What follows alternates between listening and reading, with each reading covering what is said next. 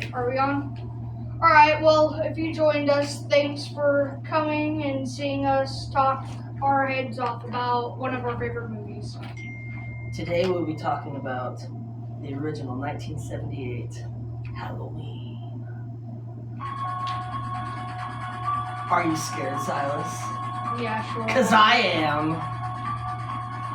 We don't want to get copyrighted. Yeah, we don't want to get copyrighted. First of all, I think the first thing we should do is we should both share our rating with each other of what we graded it 1 out of 10. So, also about that right here, I have this tally score or whatever. We're going to see how many movies we have the same exact rating for. So, reveal 3, 2, 1. 8 out of 10. 10 out of 10. 8 out of 10 for the original Halloween? It's not as good as Kid, you're too young to be doing drugs. What you doing? Dad, there is... Don't even be telling me. Look, see, even my phone alarm is mad at you for grading that. 8 out of 10. Yeah, 8 out of 10. Somebody in the comments tell this kid, quit doing drugs. 8 also, out of 10 for the original Halloween. Someone anybody in the comments, you can do what out of 10 you like it too. Just whatever you think. They're gonna say 10 out of 10 is what they're gonna say. Whoever does 9.5 out of 10 is my favorite person ever. Anyway, I'll start off since I have the right answer, 10 out of 10. Oh, okay. A big reason why I consider it 10 out of 10 is a perfect movie from start to finish. It's one of the very first movies to show the killer's point of view, other than Black Christmas, which it takes inspiration from. And also, what a lot of people probably might remember, might not remember, is it's actually a bloodless film. There's no gore.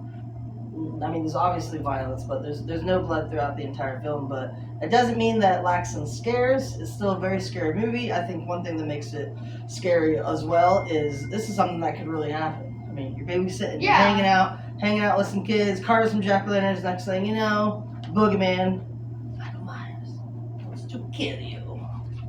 10 out of 10. And may I also say, one thing that I thought is the one girl that says totally all the time, I looked it up recently. I assumed it'd probably be 20, 30, maybe even 50 times she says it. She only says it 11 times in the film. But if you're ever looking for a fun little drinking game or something for the 21 and older crowd, drink every time you hear totally. What the heck? You just gave a whole presentation. Mine is I'm ready for yours. Yeah, I like this scene. I like this scene. What scene do you like?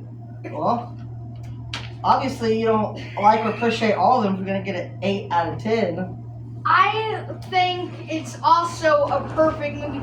The reason why I say 8 out of 10 is because I like 2 other ones of the movie more.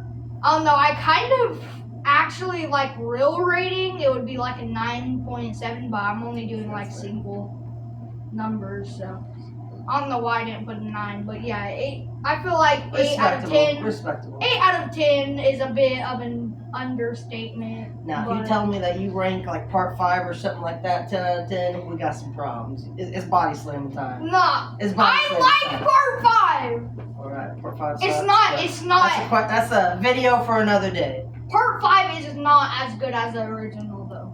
Oh no, even close. We'll have to get in that for a part 5 discussion. Yeah. But part 1, 10 out of 10.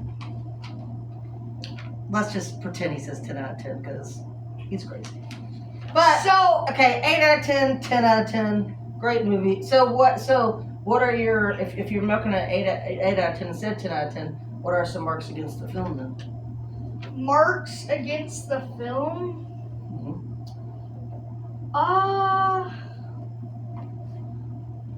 don't really know, honestly.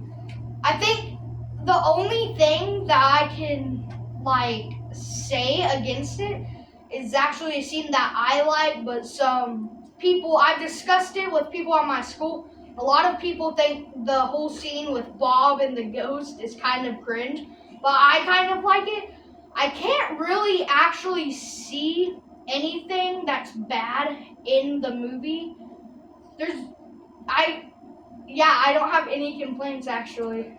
And one thing is, for a lot of people that maybe haven't seen a lot of older movies and stuff like that, this is one to check out because your favorite horror movie is probably inspired by this movie. This is the one that jump-started slasher films. Without this film, who knows exactly where horror movies would have been.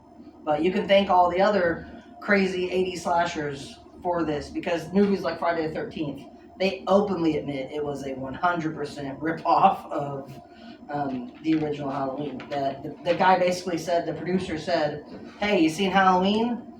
We like that. That was such a success. Go replicate that. And boom.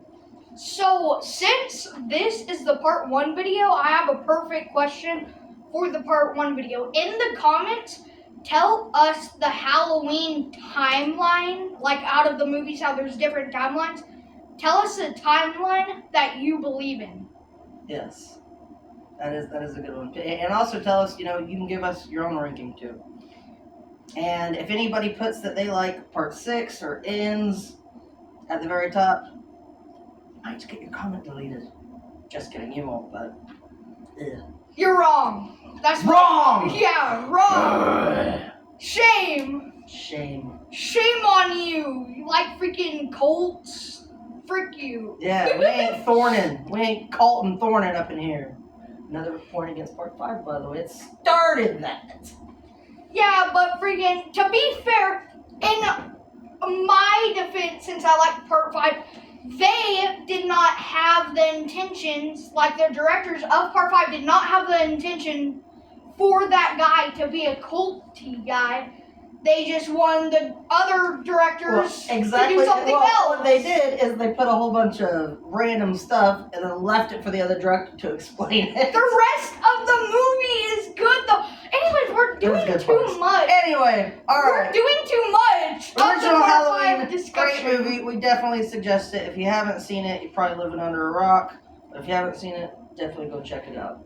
Thank you guys for watching, and we'll see you for one of my personal favorites, Halloween 2 next. Thank you guys.